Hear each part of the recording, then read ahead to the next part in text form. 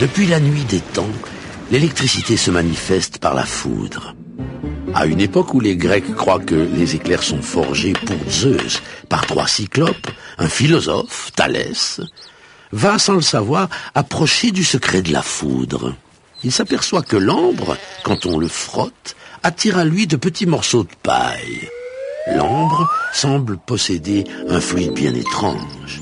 En 1720, on appelle ce fluide électricité, du nom grec de l'ambre, électron.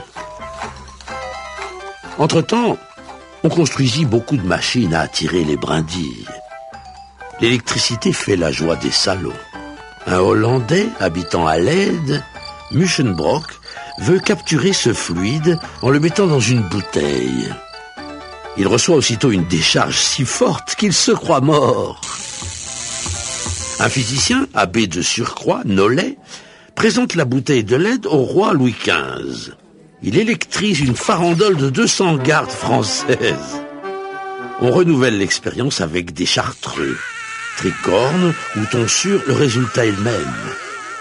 Avec d'autres savants, Franklin se demande s'il n'y a pas une parenté entre la foudre et l'étincelle électrique. Jusque-là, les explications de la foudre étaient aussi nombreuses qu'embarrassées. Par exemple, on croyait que des exhalaisons sulfureuses s'élevaient de la terre et finissaient par s'enflammer. Klein prend tous les risques et, sous un ciel orageux, lance un cerf-volant relié à un fil conducteur. Il frôle la mort. Le paratonnerre est inventé. Bientôt, tous les toits en seront hérissés. On voit même des chapeaux paratonnerres pour les élégantes et des parapluies paratonnerres pour les autres. Mais c'est une grenouille qui fait faire à l'électricité un bond prodigieux.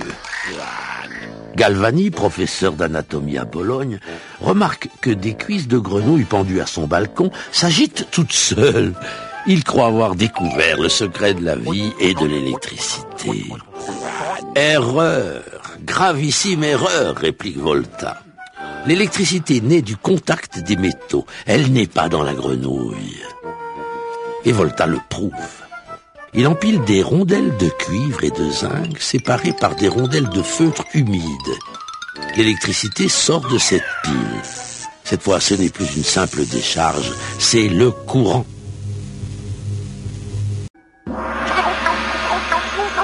Il y a très longtemps, les Chinois découvrent une pierre ensorcelée qui attire les métaux et indique le nord. C'est la boussole. Un médecin contemporain de Shakespeare, Chilbert, compare l'étrange fluide de cette pierre aimantée à celui de l'ambre.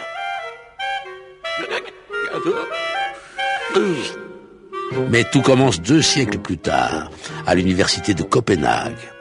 Le professeur Ørsted s'aperçoit que le dit fluide agite l'aiguille d'une boussole. Elle perd le nord.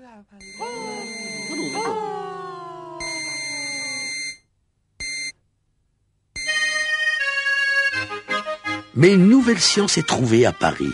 André-Marie Ampère établit les premières lois de l'électromagnétisme. Il découvre que le courant électrique a un sens. C'est d'ailleurs lui qui baptise courant ce fameux fluide.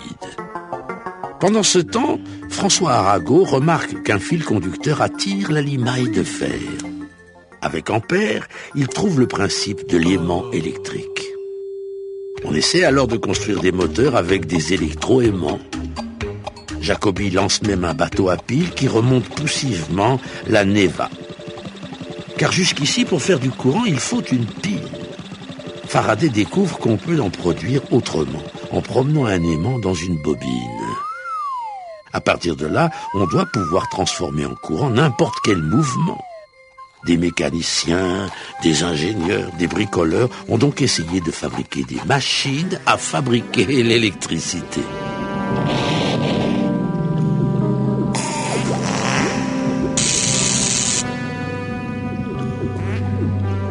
Un menuisier belge, Zénobe Graham, trouve la machine idéale, la dynamo. On peut la faire tourner avec la roue d'un moulin ou d'une machine à vapeur. Le hasard, qui aide souvent la science, fait connaître à la dynamo un nouveau destin. À l'exposition de Vienne en 1873, une machine Gramme est raccordée par erreur à une autre. L'électricité produite par la première fait tourner la seconde. Un jet d'eau salue la naissance du moteur électrique. 12 ans plus tard, l'invention du transformateur permet de transformer cette énergie à distance. C'est la grande première de la ligne Visille-Grenoble. Tout est en place pour le règne de l'électricité.